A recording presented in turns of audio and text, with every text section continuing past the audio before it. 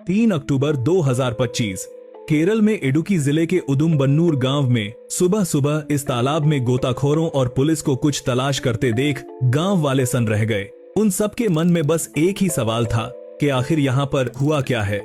60 feet गहरे इस कुएं में पानी बहुत ठंडा था, लेकिन ये गोताखोर एक ऐसे फोन को तलाश कर रहे थे जो इस केस की न सिर्फ पूरी कहानी बदल सकता था, बल्कि किसी बेकसूर को जेल जाने से बचा सकता था और असल मुजरिमों को अंजाम तक पहुंचा सकता था। आखिरकार कई घंटों की कोशिश और मशक्कत के बाद उनकी मेहनत रंग लाई और जब एक गोताखोर पानी के नीचे से ऊपर आता है तो उसके हाथ में वही मोबाइल फोन था। दिखने में तो ये एक नॉर्मल सा मोबाइल था, लेकिन ये उस इंसान का फोन था जिसके सारे राज इसी फोन में बंद थे और अब ये मोबाइल पुलिस को असल मुजरिम तक पहुंचा सकता था। आखिर क्या है इस केस की असल सच्चाई, आइए जानते हैं इस वीडियो में। लेकिन दोस्तों, आगे बढ़ने से पहले आपसे रिक्वेस्ट है, अगर आप रियल क्राइम डॉक्यूमेंट्री देखना पसंद करते हैं तो हमारे चैनल को भी सब्सक्राइब कर लीजिए। 26 सितंबर 2025 जेसी का बड़ा बेटा रात 9 बजे के आसपास अपनी मां जेसी को कॉल करता है। दरअसल जेसी और सैम जॉर्ज के 2 बेटे थे और दोनों ही इंडिया से बाहर रहते थे, लेकिन उनके दोनों बेटे हर दिन अपनी मम्मी से बात करते थे और उनके हाल चाल पूछते थे। 26 सितंबर को भी ऑस्ट्रेलिया से उनके बड़े बेटे ने जेसी को कॉल किया। उस रात जेसी ने उसका फोन तो उठाया, लेकिन कॉल डिस्कनेक्ट हो गई और कोई बात नहीं हुई। इसके बाद उनके बेटे ने कई बार कॉल की, लेकिन बार बार कॉल डिस्कनेक्ट हो जाती थी। पहले तो उसे लगा शायद नेटवर्क की ही कोई दिक्कत होगी, लेकिन उन दोनों भाइयों के लिए अगले दिन की सुबह भी अच्छी नहीं थी। उनकी मां जेसी पिछली रात से फोन नहीं उठा रही थी। दूसरे बेटे ने भी व्हाट्सएप मैसेजेस किए कि मॉम आप ठीक तो हैं, लेकिन उनके मैसेज भी सीन नहीं हो रहे थे। इसके बाद उन्होंने अपने पिता सैम जॉर्ज को कॉल किया। उन्होंने भी कॉल तो उठाई, लेकिन कुछ सेकंड्स के बाद वो कॉल कट गई और जब दोबारा कॉल की गई तो कॉल रिजेक्ट कर दी गई। अब उन दोनों भाइयों को यकीन हो चुका था कि जरूर कुछ गड़बड़ है, क्योंकि वो अपने पिता की हर हरकत से वाकिफ थे। इसीलिए जेसी के बेटे ने तुरंत केरल में अपने एक दोस्त को फोन किया और उसे सारी बात बताई। किसी अनहोनी के डर से उसका दोस्त उसी वक्त जेसी के घर जाने के लिए निकल पड़ा, लेकिन दोपहर के करीब 12:30 बजे के आसपास जब उसका दोस्त घर पर पहुंचा तो जेसी के घर का गेट बाहर से बंद था और अंदर कोई भी हलचल नहीं थी। हालांकि उसने जेसी को आवाज भी लगाई, लेकिन जब उसे कोई जवाब नहीं मिला तो उसने बिना देर किए तुरंत पुलिस को कॉल कर दिया। इसके बाद पुलिस की एक टीम वहां पहुंचती है, लेकिन जब पुलिस घर का मेन गेट खोलकर अंदर जाती है तो अंदर का सीन बड़ा ही अजीब था। घर के ड्राइंग रूम से मिर्ची पाउडर जैसी गंध महसूस हो रही थी और वहीं टेबल पर एक छोटा सा टॉवल पड़ा था जो हल्का सा गीला था। किचन में भी एक ग्लास टूटा हुआ पड़ा था और दरवाजे के हैंडल पर किसी ऑयली चीज के निशान दिखाई दे रहे थे। ये सब देखकर पुलिस भी परेशान हो गई, क्योंकि ना तो वहां पर सैम जॉर्ज मौजूद था जिससे कुछ पूछताछ की जाती और ना ही जेसी का कुछ पता था कि वो कहां है। लेकिन घर के हालात देखकर पुलिस इतना तो समझ गई थी कि यहाँ पर कुछ तो जरूर हुआ है। इसके बाद पुलिस ने ऑस्ट्रेलिया में बैठे जेसी के बेटे से कांटेक्ट किया और उससे उसके पिता सैम जॉर्ज का नंबर लेकर उसे फोन किया। इस बार सैम ने कॉल रिसीव कर ली, लेकिन जब पुलिस ने उससे पूछताछ करनी चाही तो उसने सिर्फ इतना कहा कि मैं कहीं बाहर हूं और मैं बाद में बात करता हूं। इसके बाद क्राइम सीन को सील कर दिया गया और फॉरेंसिक टीम को भी बुला लिया गया। जांच करने पर जेसी के घर के सभी सीसीटीवी कैमरे बंद मिले और जब डीवीआर की रिकॉर्डिंग चेक की गई तो उसमें 26 सितंबर की रात 10:30 बजे से लेकर 12:30 बजे तक की फुटेज मिसिंग थी। इस दौरान सैम जॉर्ज भी अपने घर पहुंच गया था। पुलिस ने सैम से पूछा कि आपकी पत्नी कहां है। सैम ने कहा कि मुझे कंफर्म तो नहीं पता, शायद वो अपनी किसी दोस्त के घर गई होगी। पुलिस ने सवाल किया कि जेसी तुम्हारी पत्नी है और जब वो काफी देर से घर पर नहीं है तो तुमने उससे कांटेक्ट क्यों नहीं किया। सैम जॉर्ज ने बताया कि हम दोनों काफी दिनों से अलग रहते हैं, भले ही हम एक घर में रहते हैं लेकिन अलग अलग रहते हैं।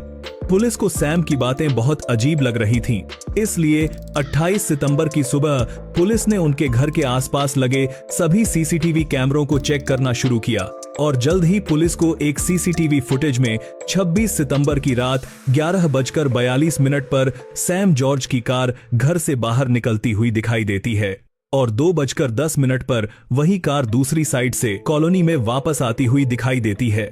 सीसीटीवी फुटेज हाथ लगने के बाद कोट्यम पुलिस ने सैम जॉर्ज को पूछताछ के लिए पुलिस स्टेशन बुलाया और जब उसे वो फुटेज दिखाई गई तो सैम ने पुलिस को बताया कि उस रात वो बहुत टेंशन में था और थोड़ा रिलैक्स होने के लिए लॉन्ग ड्राइव पर निकल गया था। साथ ही उसने ये भी कहा कि जेसी अपनी सिस्टर से मिलने उसके घर गई होगी, लेकिन जब पुलिस ने जेसी की बहन से पूछा तो उसने साफ मना कर दिया कि जेसी तो काफी दिनों से उसके घर नहीं आई। इसके बाद 29 सितंबर को पुलिस ने एक बार फिर फॉरेंसिक टीम को सैम के घर पर बुलाया। सैम की कार की जांच की गई और फिर वही हुआ जिसका शक था। उस कार में फॉरेंसिक टीम को कुछ ब्लड स्टेन्स नजर आए। जांच के दौरान पुलिस को एक हेयर सैंपल भी मिला। फॉरेंसिक टीम ने उन सभी चीजों को लैब में भेज दिया ताकि रिपोर्ट से पता चल सके कि आखिर ये बाल किसके हैं। इसके बाद पुलिस ने जेसी के बेटों के बयान दर्ज किए। बड़े बेटे ने बताया कि हम बार बार अपनी मां को कॉल करने की कोशिश कर रहे थे, लेकिन उनका फोन कभी स्विच ऑफ आता तो कभी रिंग होकर कट जाता। उन्होंने बताया कि 26 सितंबर की रात करीब 8:47 पर आखिरी बार मॉम का एक मैसेज आया था कि अभी मैं थोड़ा बिजी हूं, बाद में बात करूंगी। इसके बाद न तो जेसी ने कोई मैसेज किया और न ही कोई कॉल की। दोनों बेटों के बयान से ये तो साफ हो गया था कि जेसी के साथ जो कुछ भी हुआ था 26 सितंबर को रात 9 बजे के बाद ही हुआ था।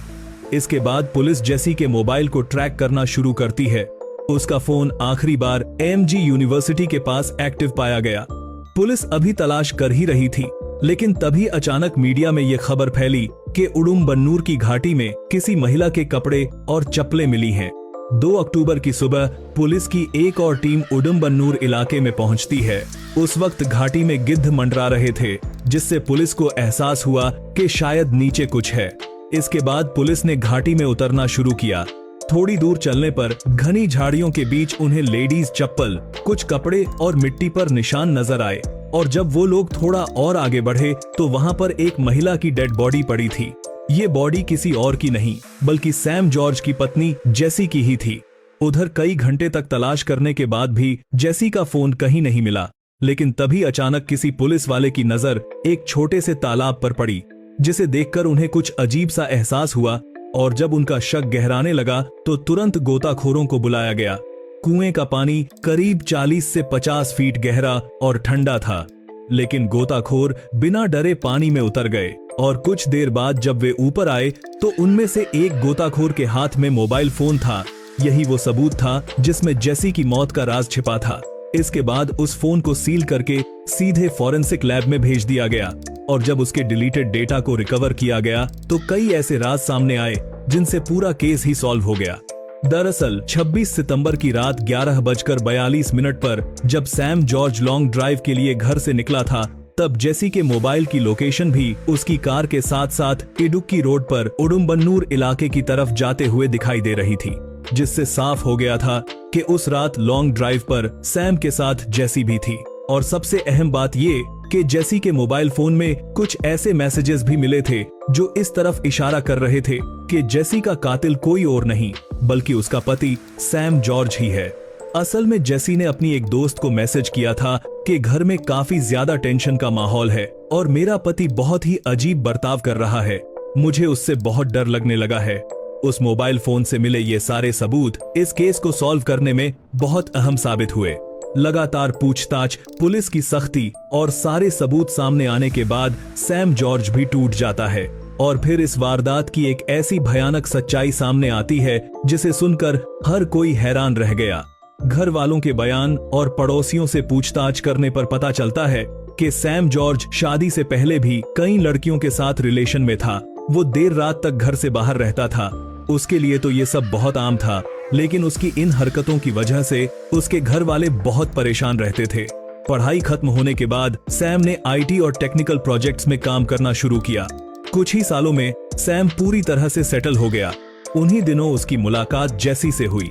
जेसी कोट्यम जिले में स्कूल टीचर थी।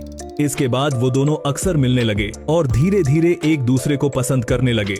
लेकिन वक्त के साथ साथ सैम और जेसी के बीच नजदीकियां इतनी ज्यादा बढ़ गईं कि उन्होंने एक दूसरे के साथ जिंदगी बिताने का फैसला कर लिया। हालांकि उन दोनों के घर वालों को ये रिश्ता मंजूर नहीं था, लेकिन उनके मना करने के बावजूद भी सैम और जेसी ने पारंपरिक रीति रिवाज के साथ शादी कर ली। इसके बाद वो दोनों एक साथ रहने लगे। लेकिन वक्त के साथ साथ उनके बीच में तनाव, झगड़े और दूरियां बढ़ने लगीं। जो रिश्ता कभी प्यार की दहलीज से शुरू हुआ था, अब वो रिश्ता धीरे धीरे एक खामोश जंग में बदलता जा रहा था। असल में अब जेसी को सैम का असली चेहरा नजर आने लगा था।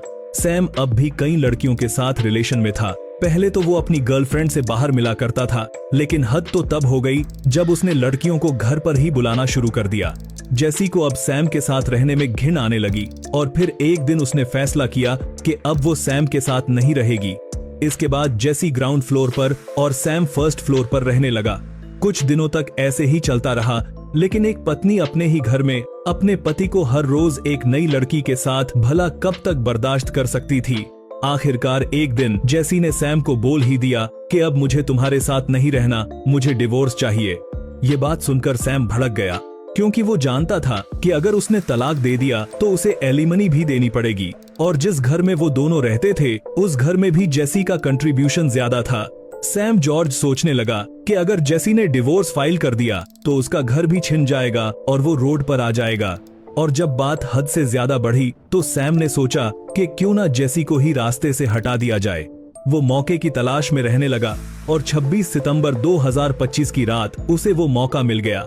उस रात 10:30 बजे के आसपास किसी बात को लेकर उन दोनों के बीच झगड़ा शुरू हो गया, और जब झगड़ा हद से ज्यादा बढ़ा तो सैम जॉर्ज ने जेसी का गला दबाकर उसे खत्म कर दिया।